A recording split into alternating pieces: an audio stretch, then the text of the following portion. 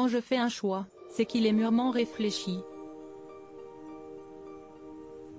Aucun argument ne pouvait me faire changer d'avis, assurait Alessandra Sublet dans les colonnes du Parisien en avril dernier. Affirmant avoir réalisé tous ses rêves d'animatrice, celle qui présentait alors ses Cantelots sur TF1 s'était montrée ferme. Sa décision d'arrêter l'animation à la télévision pour se consacrer à la comédie était définitive. Elle l'aurait encore prouvé en novembre dernier.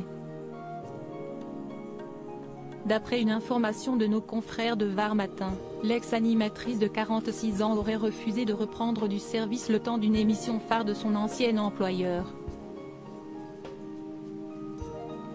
Le quotidien a ainsi rapporté, ce samedi 26 novembre, que la rédaction de TF1 se serait tournée vers son ancienne animatrice vedette pour remplacer au pied levé Nikos Aliagas à la présentation des Energy Music Awards, vendredi 18 novembre, en direct depuis Cannes.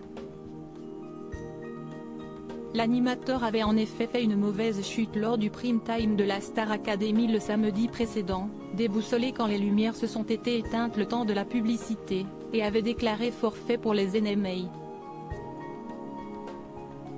Mais, fidèle à sa parole, Alessandra Sublet aurait refusé de prendre sa place, finalement accordée à l'animateur de Danse avec les stars et de Mask Singer Camille Combal. Alessandra Sublet et les membres de sa galaxie, ses premiers pas dans un téléfilm, celle que l'on verra bientôt sur TF1 dans des scénettes en hommage à un gars, une fille, à l'occasion des 20 ans de la série, a eu le déclic en jouant dans le téléfilm Andy Gang, diffusé en mai dernier sur TF1. Alessandra Sublet incarnait la mère d'un adolescent en fauteuil roulant, le nageur handisport Théo Curin, qui s'insurgeait contre les discriminations envers les personnes en situation de handicap.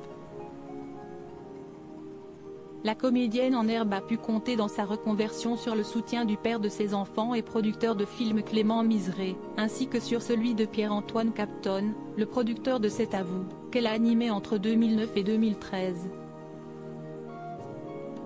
Article écrit en collaboration avec 6 médias Crédit Photo, Dominique Jacovide.